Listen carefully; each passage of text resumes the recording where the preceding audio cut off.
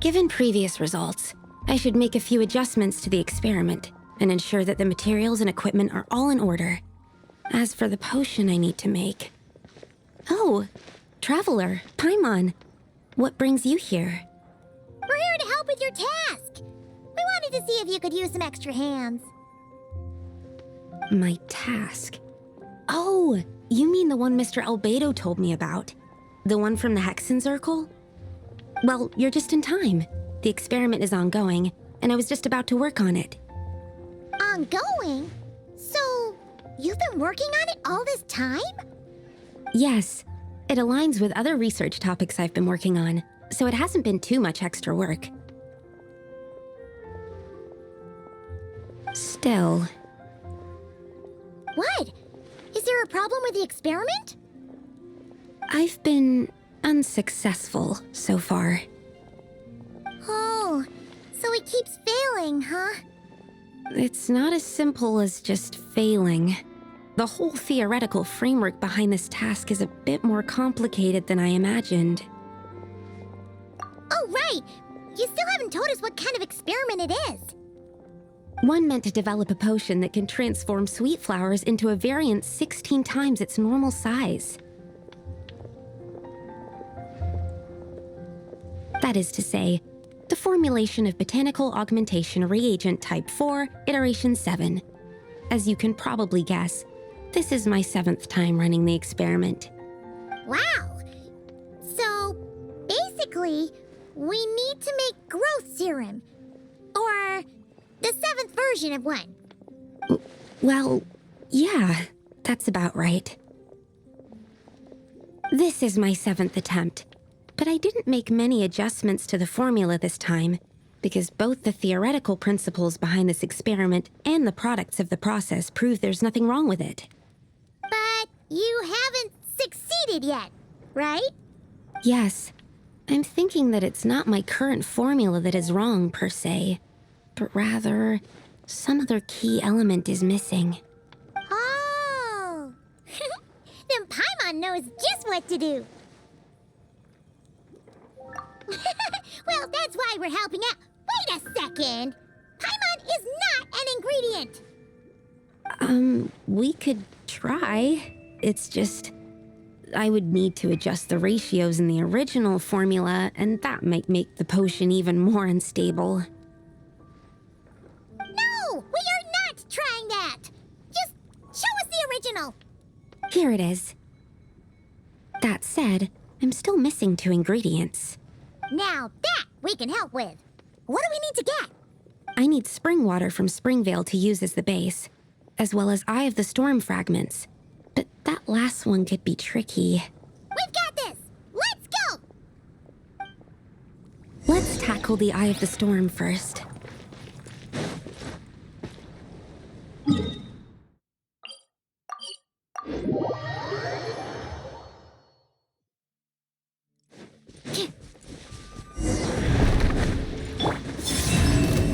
Cleanup sequence initiated. Close your eyes. Alright, that's the first ingredient done. Wow, you 2 work fast. That step usually takes me forever. We can get...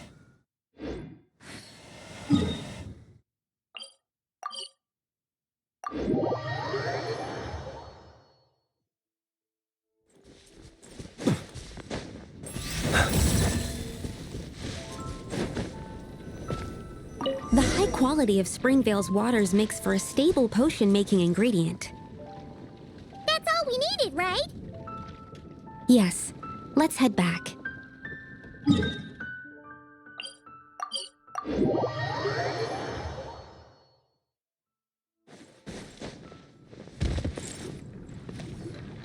All right, the ingredients are ready and the cauldron is just over there, so we should be good to go. Is something wrong? No. It's just... Do you mind if I watch from the side? Just for the purposes of accurate recording, I mean. I know lots of people don't like being scrutinized during experiments, so...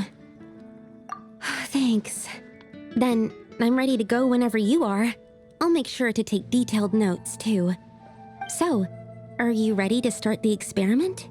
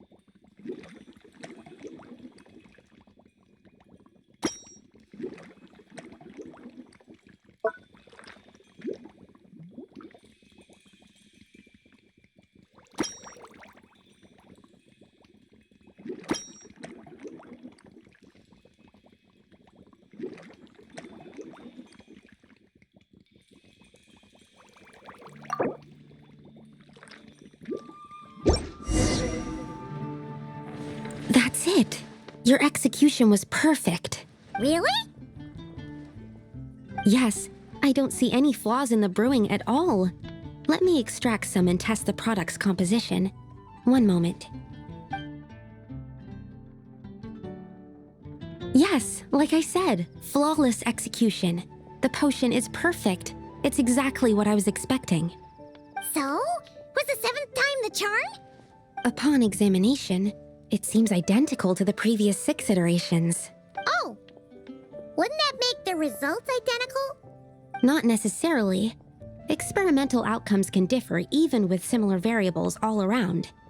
You never know what the result will be. That's what makes experiments valuable in the first place. Come, let's test this thing out. I planted some sweet flowers beforehand which we can use. We just need to douse them with the potion and see what happens.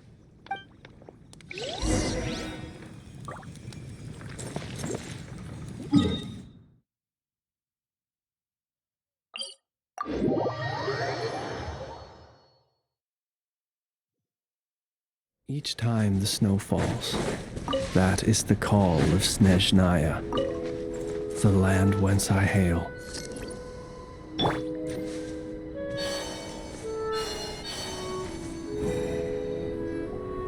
Alright, we poured the growth serum on the flowers. Is that all we need to do? Yep. The flowers need to fully absorb the potion, so it might take some time before we see a reaction. What happens then? The flowers will grow in size while maintaining their original appearance. But then, when they reach 12 to 14 times their normal size, this will prove more than they can bear. As if some upper limit has been reached, they will wither and rot, assuming unnatural forms until nothing is left of them but liquid. Wait, what? So there's a problem with the growth serum then? No, I've adjusted the formula time and again, resolving all kinds of issues that arise when inducing small plants to grow larger. Issues like ensuring that the leaves don't get too large, strengthening root diameter and load-bearing capacity, calculating how the increase in surface area might affect sunlight exposure and nutrition. So, why isn't it working then? Because the flowers cannot transcend. As above, so below, is one of alchemy's guiding principles. Alchemy seeks mastery over matter, but this world has its limits. It's like a specification etched into the law that governs all things.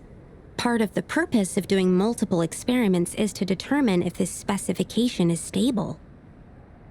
Exactly. It proves that the limit continues to exist. Okay, this is all a bit over Paimon's head, but basically, you needed the experiment to fail to prove that the limits and borders in this world are stable? Oh, what a weird experiment. Huh? Looks like one of the flowers is reacting. Wait a second. That's not a sweet flower at all. Careful! It's a whopper flower. It must have absorbed some of the potion. Wait, but that's happened before, and it's never gotten this big either. Can this mean... We can talk about this later. Let's get rid of it first.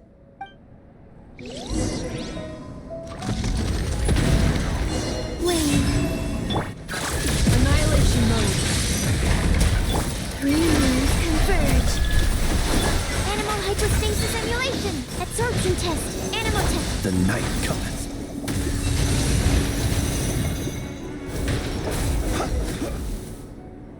Phew, we did it. Even at that size, a whopper flower is just a whopper flower. But, was it supposed to get that big? I could only make a rough estimate during the battle, but it looked at least 16 times its original size, maybe even larger. This means that the experiment worked. Wait, but isn't that a good thing? I'm still not sure what the implications are, but if further attempts succeed in reproducing this result, that means that something's different. Perhaps the limits and laws of this world are changing due to some unknown factor. I can't say if that's good or bad, but from an alchemical perspective at least, expanded boundaries means that more possibilities are now open to us. Either way, this brings my task to an end. Seems so.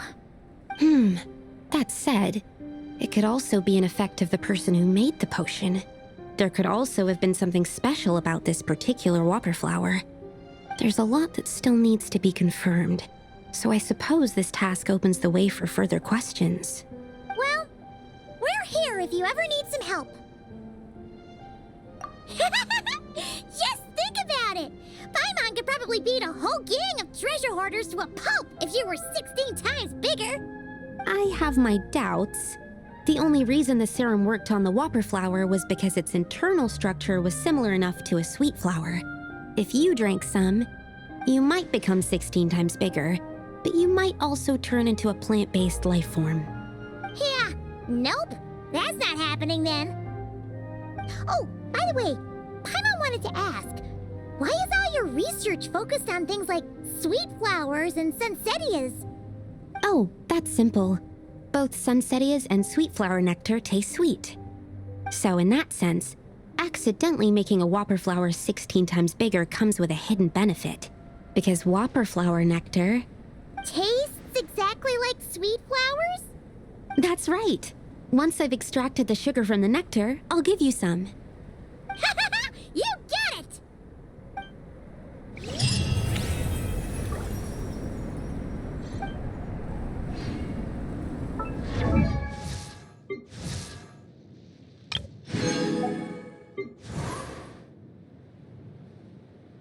Huh.